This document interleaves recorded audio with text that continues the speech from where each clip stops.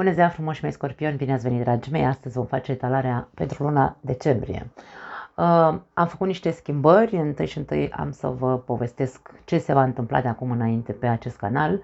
Etalările generale, adică prima etalare a lunii respective, va conține tot ceea ce am făcut pe acest canal. Va conține iubirea, banii, sănătatea, provocarea, surpriza, tot. Da? Am structurat această etalare pentru că, bineînțeles, vreau să fac mult mai multe lucruri pe acest canal și niciodată nu găsesc timp pentru că trebuie să fac ceea ce am obișnuit că trebuie să fac. Și am zis nu mai trebuie să fac, le pot face într-o singură etalare și cam așa va fi de acum înainte. A doua etalare pe care o vom face, pentru că vom face doar 2 etalări pe lună de acum înainte, a doua etalare va fi despre mesaje, etalare de mesaje, așa cum v-am obișnuit în ultima perioadă. Da?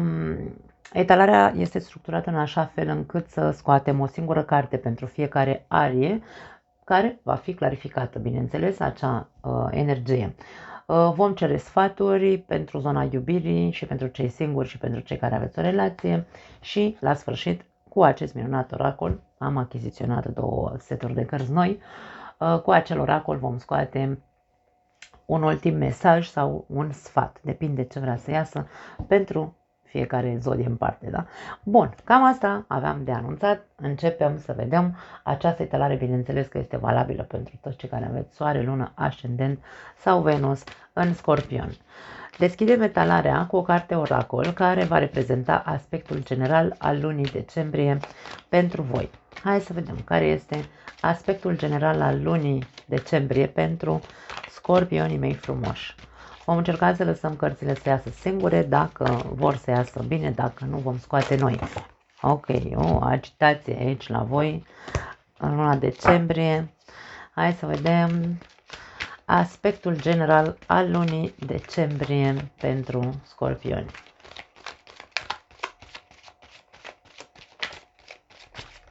Ok, a sărit. Hai să vedem. Respect. Este o lună în care ți se cere să te respecti, în primul rând și în primul rând pe tine și, bineînțeles, că totul se extinde în jurul nostru. Este o lună în care respectul este cumva trebuie să fie foarte vizibil, trebuie să existe. Să nu mai accepti probabil situații în care tu trebuie să lași capul în jos, să nu mai accepti persoane care nu te respectă, să nu mai faci lucruri care nu reprezintă respectul de sine, iubirea de sine. Da? Nu-ți mai face rău în cazul în care vorbim despre acest aspect. Deci primează respectul în luna decembrie pentru scorpioni. Hai să îl clarificăm, să vedem la ce se referă mai exact. Ce vrea să ne spună acest mesaj de respect? 2 de bâte și regina de monede. Pentru unii dintre voi poate fi vorba despre a impune respectul în anumite circumstanțe, aș spune. Unii dintre voi probabil că ați lăsat niște persoane să vă calce cumva în picioare. Foarte ciudat pentru un scorpion. Sau nu neapărat să vă calce în picioare, dar cel puțin i-ați lăsat să vă invadeze și să nu le-ați atras atenția la timp, îmi vine să spun. Că nu vă respectă. Indiferent cine sunt acele persoane, nu are importanță. Poate fi un prieten, poate fi, nu știu, partenerul de viață, poate fi un iubit, poate fi la locul de muncă, nu are importanță. Pentru că aici mi se pare că s-a profitat de generozitatea ta. Avem regina de monede și avem 2 de bătăie. Ca și cum aici se spune, impuneți respectul față de acele persoane care, de ce nu și un șef, da? Pe care le-ai lăsat așa, să meargă cumva. Da? Și aici e vorba despre pune piciorul în pragă într-un fel sau altul. Nu este nevoie să accepti anumite lucruri de la anumite persoane. Nu este corect pentru tine să nu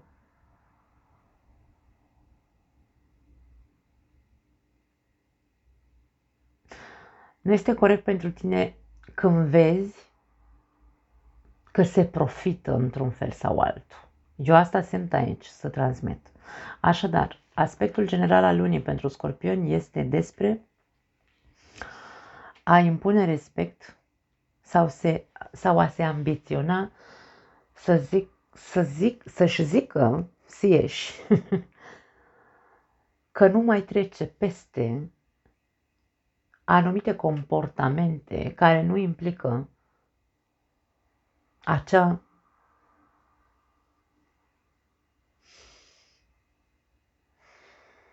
apreciere, vine să zic. Cine nu te apreciază pentru generozitatea ta, cine nu te respectă și nu-ți respectă teritoriul, acolo tu trebuie să acționezi. Avem un doi de bute care zice, hei, tu valorezi mult mai mult decât ți se arată, îmi vine să zic. Fă ce vrei cu acest mesaj. Așa mi se transmite pentru unii dintre voi. Bun, secțiunea a doua din această etalare are legătură cu tine. Vom scoate energia ta în această lună, care este energia Scorpionului în luna decembrie. Doiul de monede, o altă energie de doi aici, de dualitate, de nesiguranță. Poate unii dintre voi aici, de ce nu, sunteți între două căi, între două proiecte, între două, nu știu, opțiuni, da, în care zici ce Dumnezeu e mai bine pentru mine. Ești dual, nehotărât,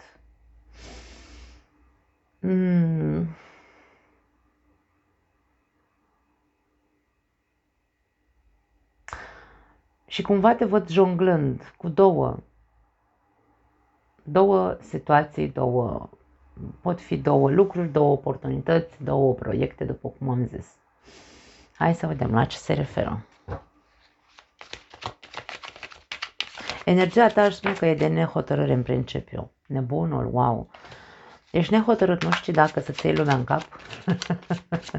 Da, pentru unii dintre voi este despre asta. Au mai sărit două cărți. Cavaler de spade și Cavaler de monede. Foarte interesant aici. E ca și cum, domne, aș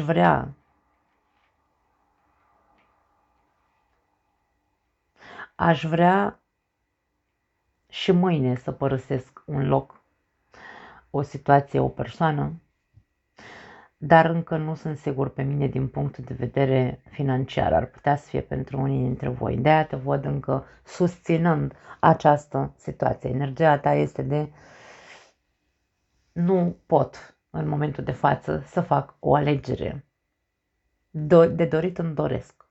Dar situația în care mă aflu în momentul de față este atât de complexă, să spunem așa, încât nu pot să acționez.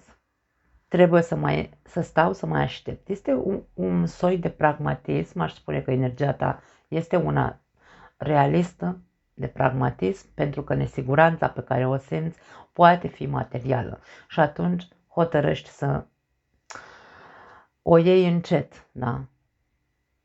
Tu, da, dacă ar fi să ai o soluție undeva, ai pleca în secunda 2 din acea situație. Da? Nu vei mai fi nehotărât. Dar cum nu ai de moment un loc sigur, nu ai o siguranță undeva, prefer să mai aștepți momentul potrivit, pentru că nu vrei să fii imprudent. Și asta este foarte bine. Energia ta nu este de imprudență, este de calcul, de cântărire. Și până la urmă probabil vei alege să rămâi în continuare pentru că nu prea ai de ales în momentul de față. Interesant, interesant. Trecem la zona iubirii. Pentru cei care aveți o relație, să vedem care este energia, să zicem așa, pentru voi în luna decembrie, pentru scorpionii care au o relație. Ok. Tornul, wow. Pentru unii dintre voi ori aici se anunță de mult o ruptură a relației. E ceva ce nu mai susține această relație. Se tot întâmplă anumite evenimente care îți tot fac click după click în capul tău și zici, e un haos relația asta. Pentru alții dintre voi veți vedea anumite lucruri pe care ați ezitat să le vedeți cu adevărat până acum în relația voastră. Hai să vedem despre ce este vorba. Poate fi într-un mod rapid și surprinzător aici pentru alții dintre voi să se rupă relația pentru că e haotică de mult. Avem forța. Interesant. Aceste de cărți este nou. Am nevoie să mă uit la cărți pentru că nu m-am obișnuit încă cu ele, cu imaginile. Și avem luna, wow. Și aici avem incertitudine. Avem aceleași, cred că dualitatea asta ta sau nehotărârea are legătură, da? Tu ca energie în momentul de față ești într-un impas pentru că aici se accentuează foarte mult zona cuplului. Așadar, dacă tu încă nu ești hotărât ce să faci și încă n-ai cum să părăsești această relație, această persoană, este pentru că nu vezi cu certitudine. Ai o putere imensă de a controla oala supresiune, da, care există în tine. Ești sătul până peste cap de văzut cum se destramă relația asta, ești sătul până peste cap de încercat să deschizi mintea celui de lângă tine, ești sătul până peste cap de trecutul ăsta care tot, parcă totul e la fel, parcă încercăm așa cumva să, nu știu, să încerc să îl fac și pe celălalt să înțeleagă că nu e tocmai ok ce se întâmplă între noi, dar aici e ca și cum se duce totul papa sâmbete. Eu vorbesc, eu aud. Na. Ai un control imens în legătură cu impulsul pe care l-ai avea. E aici ca și cum îmi vine să-i rup capul, să-i spar capul, nu mai știu ce să-i mai fac ca să se trezească odată și îmi țin sub control energia asta, pentru că poate fi foarte destructivă. Pentru că nu văd aici ce ar putea să mă aștepte după ce plec din relația asta. Și de aia, pentru unii dintre voi, este total personală această interpretare, pentru puțini dintre voi aș spune, pentru că Scorpionul când are o altă opțiune nu stă. Bine, nici Scorpionul, nici unul dintre noi nu stăm dacă avem o altă variantă. Na. Sau dacă știm că viitorul nostru, indiferent că vom fi singuri, să fie unul stabil, da? Să nu fie incert. Aici vedem că tu ești evaluezi foarte inteligent situația și nu vei lua decizia să rupi relația ducându-te în neant, așa, într-un loc în care, Doamne ferește, ce știu unde ajung sau cum o să-mi fie. Na. E ca și cum deocamdată aștepți să treacă o perioadă de incertitudine, ar putea să fie legată de partea financiară. Pentru cei despre care vorbim aici, poate fi legat de partea financiară. De aceea tu te controlezi atât de mult și nu îi spargi capul celuilalt. Da? Pentru alții dintre voi aici poate avea loc o ruptură instantanee. În luna decembrie probabil că vei spune, gata, știi ceva, mie mi-ajunge să trăiesc în minciună, în incertitudine, în iluzie, știu și eu, într-o relație traumatică. Deci aici vorbim de foarte multe lucruri și Scorpionul preia controlul și zice, gata, mă eliberez. Și e posibil ca de pe o zi pe alta Scorpionul să-și ia băgăjelul și să dispară din viața celuilalt.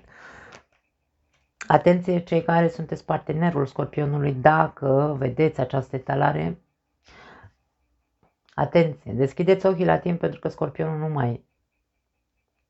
nu mai stă, nu mai poate să înghită. Aici s-a săturat să înghite. Luna este ceea ce noi reprimăm, înghițim, până când explodăm, pentru că nu, de-aia spun oală sub presiune. Cât să mai înghiți? Tu acum ești aici în poziția puterii personale, puterii de a nu face un dezastru, de a nu provoca un dezastru, pentru că ești capabil să faci. Scorpionul e capabil să facă, între ghilimele, moarte de om în momentul în care refulează și nu mai poate, da? Explozia va fi una cu tot ce a strâns în el.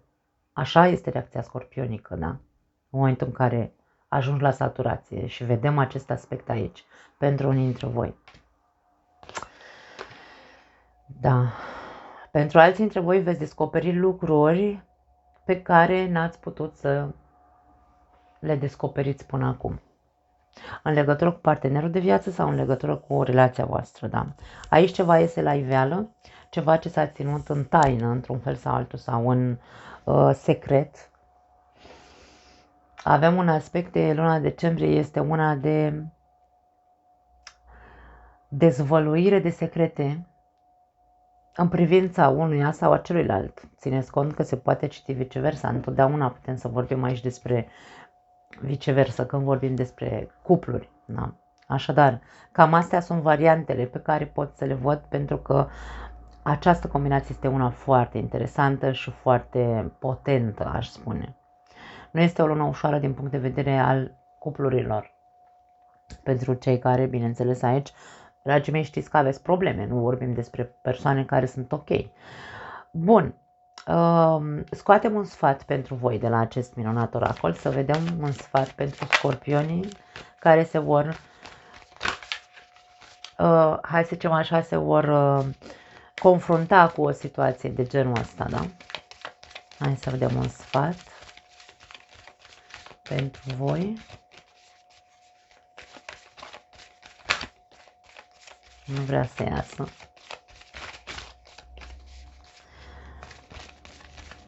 Da. Răbdare, dragii mei, pentru că mie îmi place mult mai mult să las cartea să iasă singură, pentru că e foarte concretă. Da. Ok. Nu ai nevoie de altcineva care să te facă, să te repare. Asta vrea să ne zică această carte. Avem o imagine extraordinar de interesantă în această carte.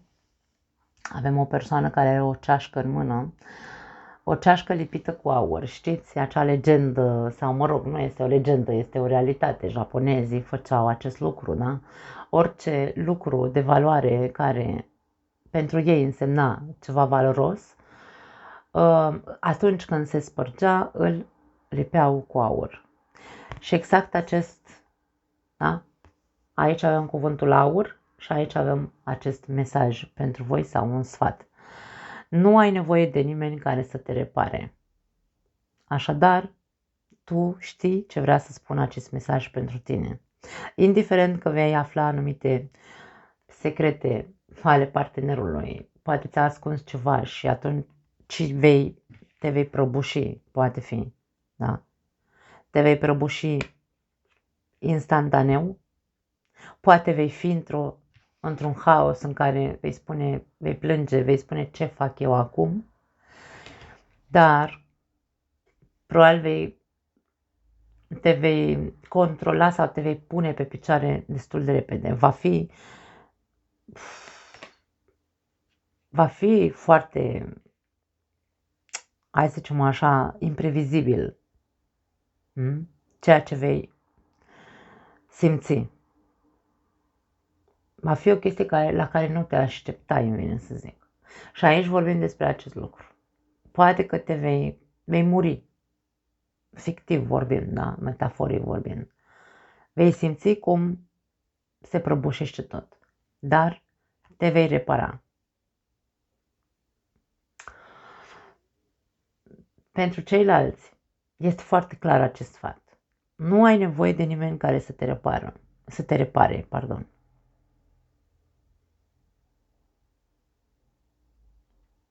faptul că ești nesigur pe tine în momentul de față, poate ar trebui să lupți mai mult pentru a-ți recupera curajul de a acționa, de a nu mai sta într-o situație care nu ți este benefică, pentru că aici starea ta este una de foai și mâine aș pleca. Dar dacă tu trăiești în acest haos în relația ta, de exemplu, și aici te face pe tine să devii din ce în ce mai puțin curajos, cumva, aici gândește-te că ține doar de tine. Luptă să-ți recuperezi curajul de a răzbi, îmi vine să spun, și a nu mai sta. Mie mi-e greu să vorbesc așa despre Scorpion, că eu știu că Scorpionul nu stă și înghite. Dar aici vedem acest aspect.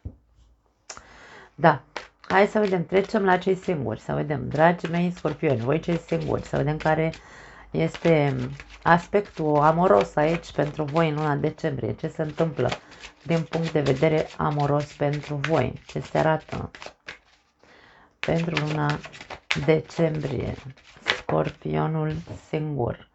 Wow, 6 de bâte! Dragii mei Scorpioni, ieșiți la rampă. Te văd foarte vizibil. Și nu neapărat pentru că tu vrei să fii în centru atenției, aici vei atrage atenția foarte tare. Într-un fel sau altul vei străluci. Vrei, nu vrei, aici vei fi centrul atenției. Hai să vedem. Interesant. Ce te va pune aici în centrul atenției? Vei fi foarte atractiv. 2 de monede.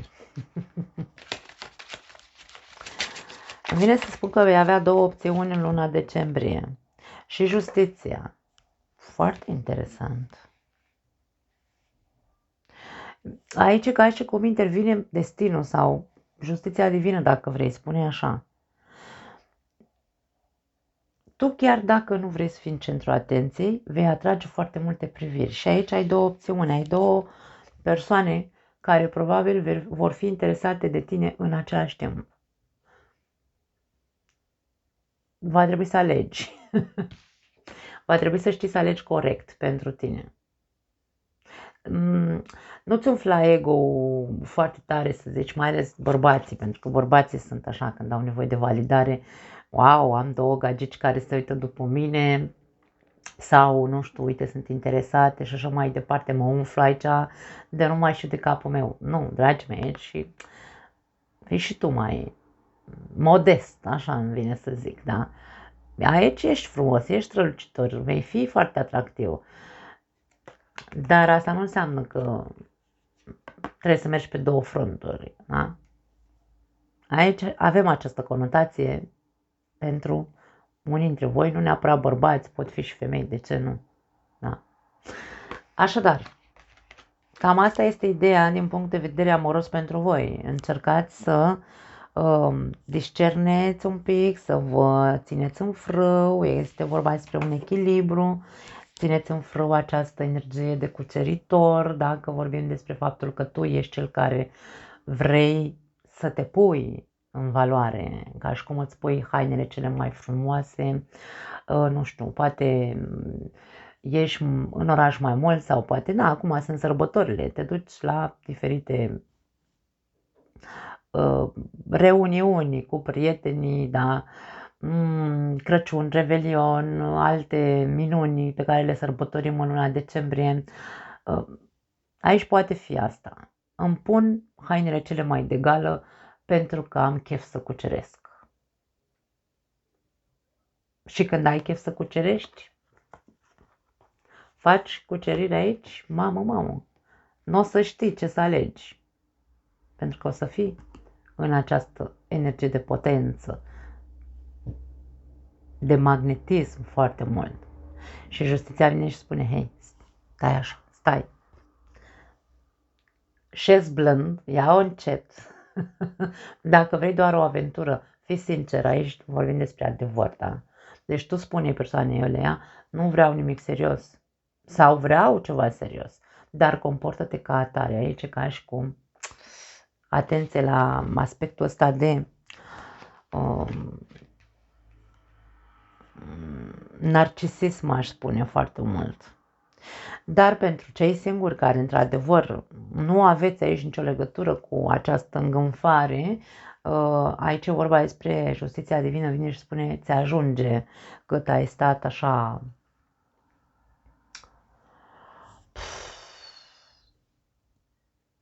incert din punct de vedere emoțional, ai stat singur foarte mult timp, te-ai simțit, poate de ce nu ai avut nevoie să fii singur, ai ales să fii singur, dar este inevitabil pentru că justiția divină vine și spune ajunge. Voi face în așa fel încât să strălucești în această perioadă și să nu ai pe unde să scoți cămașa și să trebuiască să faci ceva cu acești doi parteneri care vor ieși în viața ta. Cam asta e ceea ce văd. Hai să dăm un sfat pentru voi.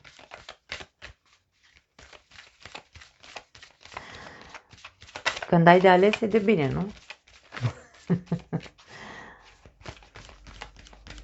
Să nu alegi în funcție de frumusețe, îmi vine să zic. Nu știu pentru cine e mesajul ăsta. E ca și cum, ok, dacă vei avea două opțiuni, două persoane care vor fi interesate să aibă ceva intim, amoros cu tine, nu alege după frumusețe. Alege după, și nici după statut, alege după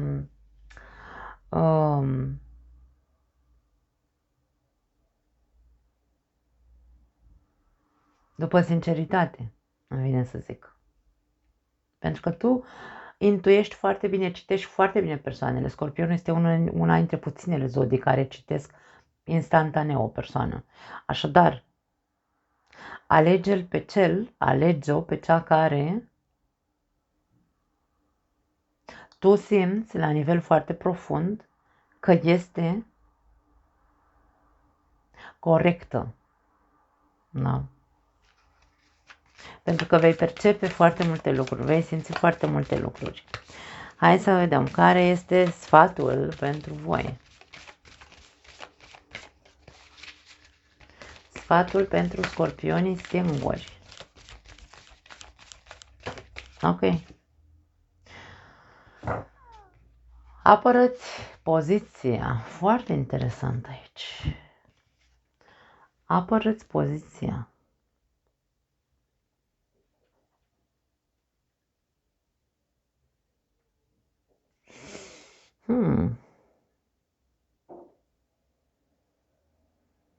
Acum, dacă tu va trebui să faci o alegere, faptul că a ieșit acest sfat cu apără-ți poziția poate fi pentru unii dintre voi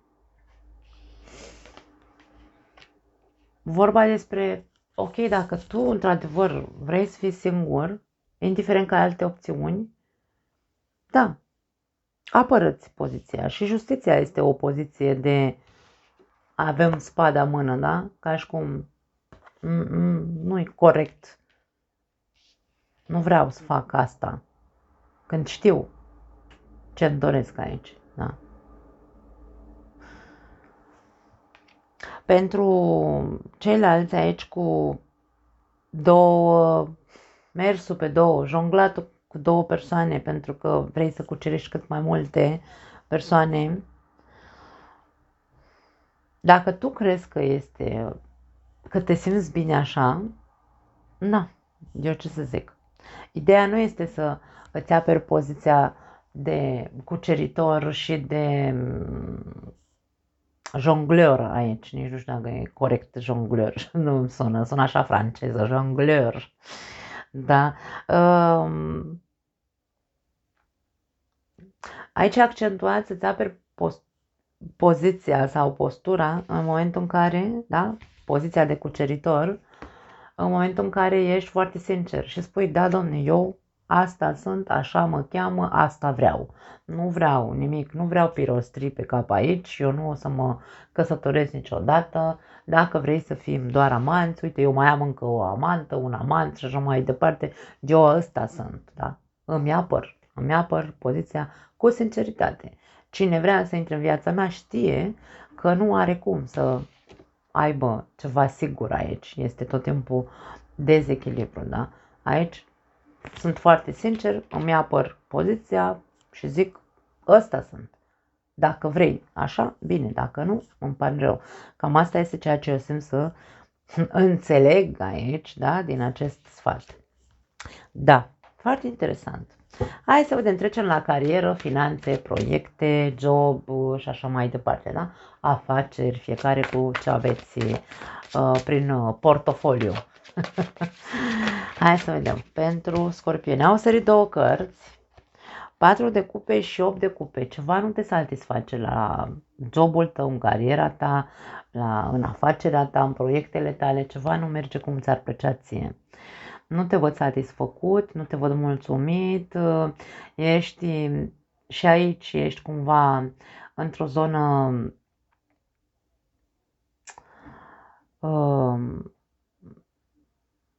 de insatisfacție. Parcă ai vrea să pleci, să părăsești un loc de muncă, să nu mai faci ceea ce ai făcut până acum și să schimbi cariera, poate fi pentru unii dintre voi. Da. Hai să vedem ce spun clarificările, la ce se referă această insatisfacție financiară.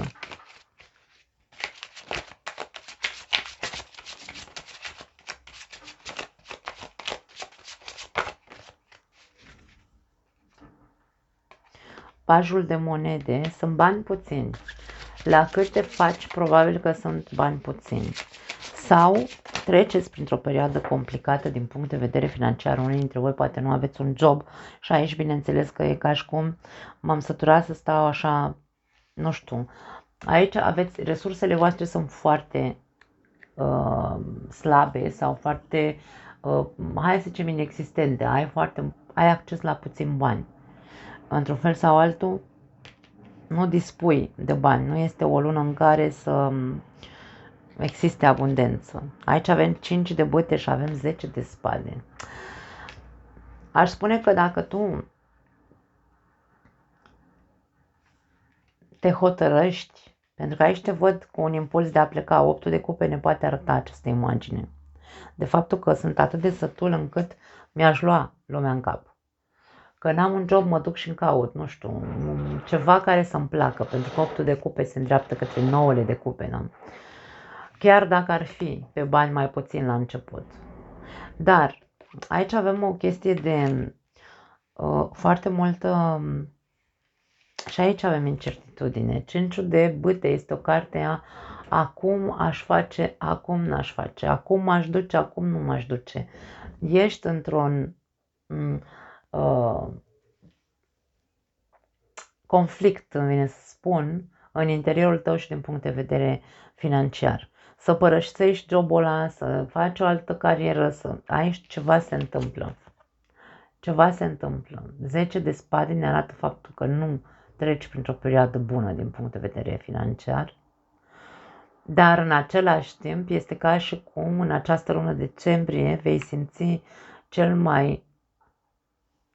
mai mult lipsurile sau vei simți cel mai mult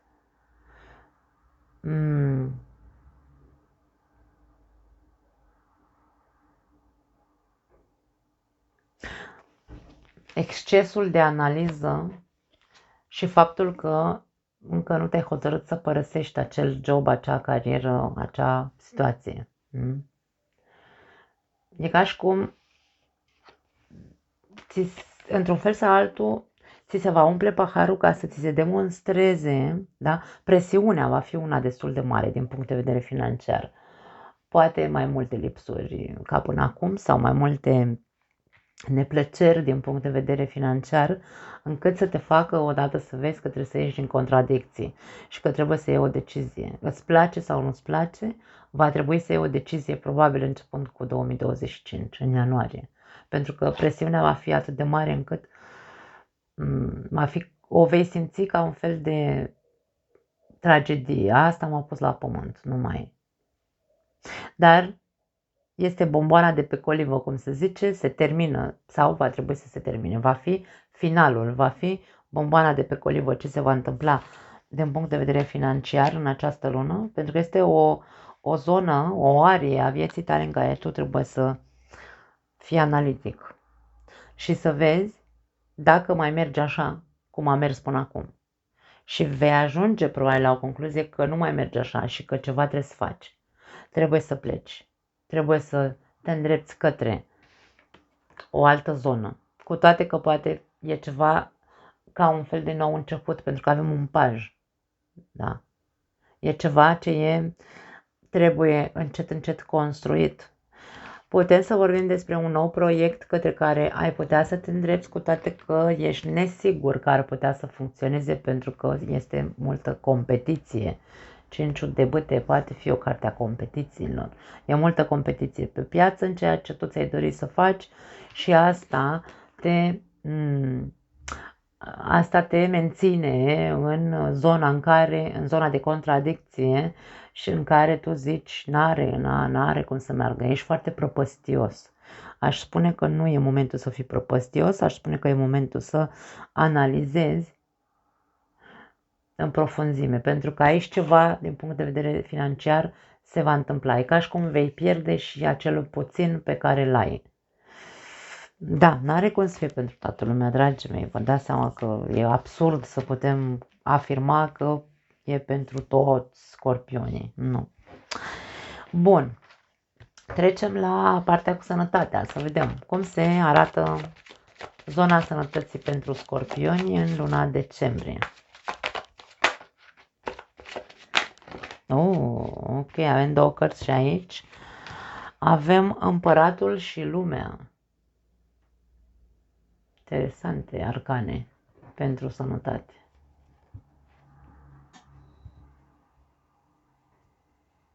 Dacă era la job acest aspect, ziceam că vei ajunge un medic renumit. Uite, pentru că legătură cu sănătatea, nu? Vorbim de sănătate și vorbim despre o figură de autoritate care cumva îți va spune că ești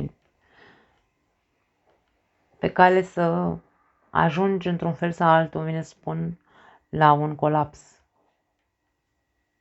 Unii dintre voi știți aici ce se întâmplă.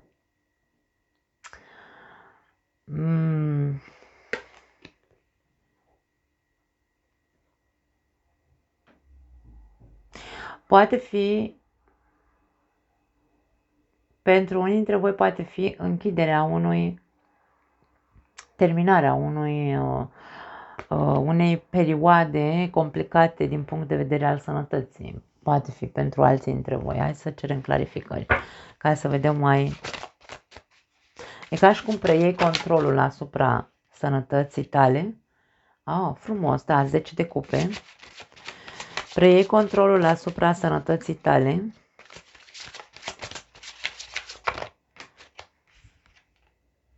Și magicianul și începi o nouă dietă, o nouă rutină, poate fi pentru unii dintre voi. Pentru alții dintre voi nu e vorba despre sănătatea voastră, e vorba despre sănătatea tatălui.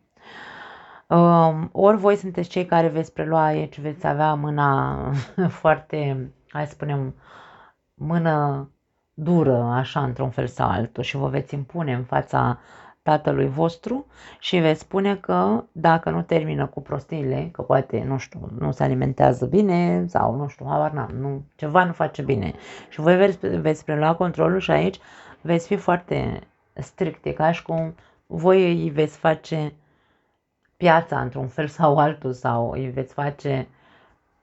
veți fi ca și cum medicul tatălui, da? Și veți spune gata, ți ajunge cât ai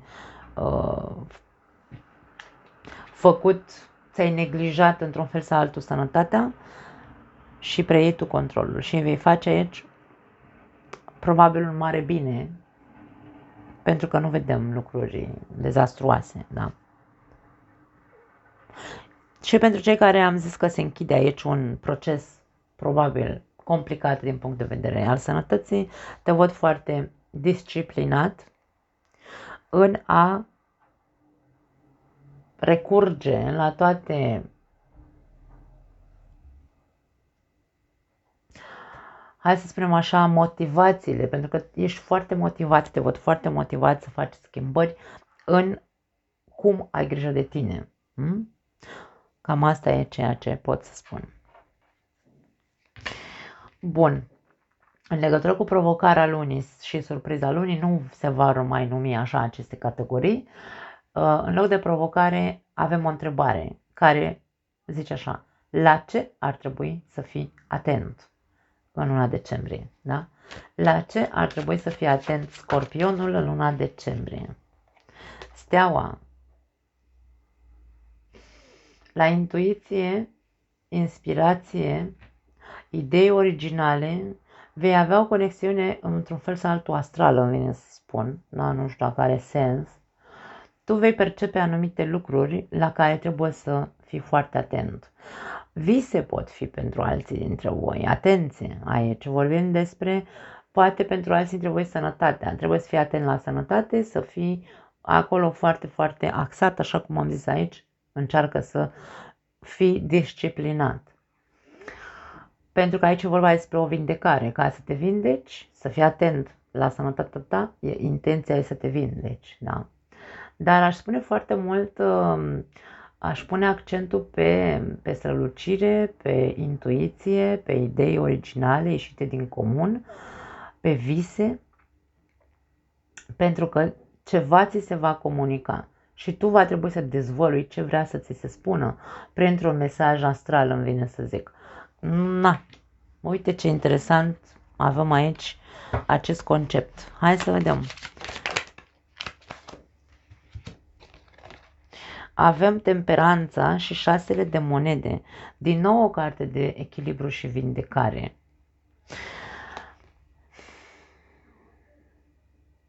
Aici, orice ar fi, că vorbim despre un mesaj, despre un vis, despre, nu știu, o inspirație, o idee originală, aici are legătură cu a te echilibra. Avem echilibru în ambele cărți. Și Steaua și ea vorbește despre echilibru, da? Dacă tu ești atent la ceea ce am spus până acum, vorbim despre vindecare, echilibrare, echilibru emoțional, echilibru financiar.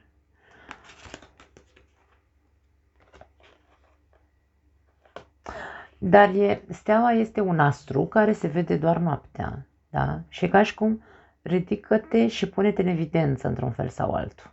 Ieși în lumină. Este o conotație de lumina reflectoarelor, pentru că, în general, Steaua, dacă vorbim despre o carieră, să zicem așa, ne vorbește despre persoane care vor fi în reflectoare, în lumina reflectoarelor, pardon. Putem să vorbim despre persoane care pot fi celebre, da? Pot ajunge celebre. De-aia spun că trebuie să fii atent, alții dintre voi trebuie să fiți atenți, să aveți focusul atenției voastre pe a vă pune în evidență, a scoate tot ce aveți original în voi, tot ce aveți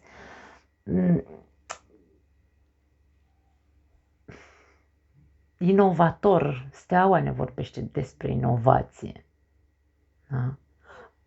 Pentru că are un rol aici. Are rolul de a te echilibra, probabil pe toate planurile.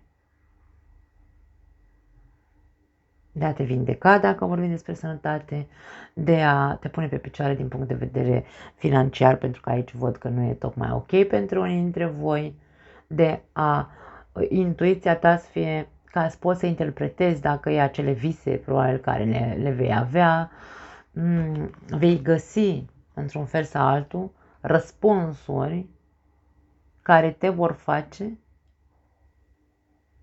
să știi cumva ce ai de făcut, ce e bine pentru tine. Foarte interesant. Destul de spirituală combinația asta. Poate de ce nu ar trebui să-ți îndrepți atenția un pic mai mult către această lume spirituală? Da, poate fi. De acolo poate vei putea să faci bani, de acolo ai putea să culegi niște recompense. Poate fi și asta. Hai să vedem care este surpriza, nu o mai numim surpriză, ci întrebarea este de ce lucru ar trebui să te bucuri mai mult în această lună. De ce lucru ar trebui să se bucure Scorpionul mai mult în luna decembrie? De ce lucru ar trebui să se bucure Scorpionul mai mult în luna decembrie? Ia uite. As de cupe. Asul de cupe poate fi pur și simplu să te bucuri de tine. Să te bucuri de timpul cu tine. Să investești în tine, într-o bună autostimă. Să te bucuri de căldura celor din jurul tău sau celor care vor să-ți ofere căldură. Să te bucuri de iubire, de ce nu? Să te bucuri de persoana de lângă tine, să poate fi orice aici, să te bucuri de un nou proiect pe care de ce nu îl ai acolo în mintea ta. Este cartea bucuriei, Asul de cupe. Pur și simplu bucură-te, îmi vine să zic. De orice vine către tine în această lună. Acum ce am văzut aici, aspectele astea, că nu vor veni aspecte bune nici în relație, nici în planul financiar. Nu e vorba, uite, stau așa să-mi cad evenimente în viața mea și eu sunt he-he-ha-ha. Nu e vorba despre asta. Este vorba despre un cert echilibru emoțional. Ca și cum, da, domne, asta e, se întâmplă lucruri pentru că trebuie să se întâmple, pentru că am de învățat ceva, e vorba de a empatiza, e vorba de a empatiza în primul rând cu mine. Dacă mie nu mi-e milă de mine sau eu nu mă văd pe mine și nu mă centrez pe mine, atunci ce mai cer în această viață, da? Cam asta este. Hai să vedem cu ce vine la pachet acesta As de cupe. Bucură-te de tot ce e frumos și de toți cei care îți aduc momente frumoase și plăcute. Moartea, wow! E un proces aici. Și împărăteasa, dragii mei, pentru unii dintre voi este un proces intern, un proces emoțional profund, intern, în care voi trebuie să vă schimbați în totalitate. În totalitate. Scorpionul trebuie să facă curat în sufletul lui, în personalitatea lui, să învețe să se respecte. Prima carte a fost respectul. Respectul de sine este foarte important, iubirea de sine este foarte importantă, e un proces în care trebuie să intri. Intră în proces bucurându-te că ai ocazia să-l faci. Pentru că tu aici ai nevoie să te renovezi și să ajungi să devii din nou acea persoană care, nu vorbim dintr-un mod, dintr-un punct de vedere egoist, să devii acea persoană care nu are nevoie de nimeni să-i spună cât de valoroasă este, nu are nevoie de nimeni să o întrețină, nu are nevoie de nimeni să-i spună cât e de tare și de bună. Da? Asta este poziția pe care tu trebuie să ajungi. Dar e vorba de a intra în procesul ăsta atât de profund și de a scormoni în tine toate mizerile alea pe care nu te lasă, Doamne, să ajungi odată în poziția asta a împărătesei. Și fă-o cu plăcere, fă-o cu iubire pentru tine. Aici vorba despre iubire, iubire de sine, pe care tu trebuie neapărat să o recuperezi într-un fel sau altul. Să te pui din nou, să-ți pui coloana pe cap, da? A împărătesei, să-ți spui că tu ești cel care, într-adevăr, merită să fie prioritar în viața lui. Și insist, nu vorbim despre egoism. Împărăteasa nu este egoistă, este din contră extraordinar de generoasă din toate punctele de vedere. Bucură-te de ocazia care ți se dă de a intra adânc în sufletul tău pentru a te redescoperi. Așa îmi vine o frază pentru unii dintre voi. Nu mai am altceva. Hai să vedem. N-am terminat. Mai avem de scos un mesaj final sau un sfat final de la cărțile oracol pentru voi. Acest set de cărți este nou, conține toate arcanele și minore și majore, dar conține mesaje. Sunt în limba engleză, eu nu mai am treabă cu engleza de vreo 20 ceva de ani, înțeleg așa în mare, dar mi-a fost foarte greu să, văzând toate mesajele de la toate cărțile, mi-a fost foarte greu să cred că voi putea traduce pe moment și mi le-am scris, mi le-am tradus aici. Pe spate este traducerea în limba română și hai să vedem un mesaj sau un sfat final pentru voi.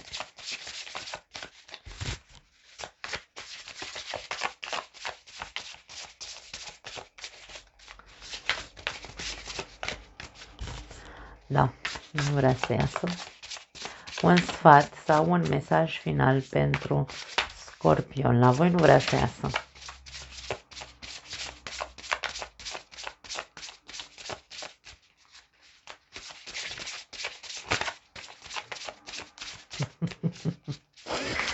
Puțină răbdare. Ok, a sărit. Avem regele de bâte. Wow. Da, deci nu... stați că iar fac prostii, m-am agățat. M-am agățat de firul de la microfon, nu mă prostii fac. La ceea ce spuneam aici, deci este foarte tare acest mesaj. Aprindeți lumina interioară, zice, încât ceilalți să te poată urma. Tu trebuie să înțelegi că ești un...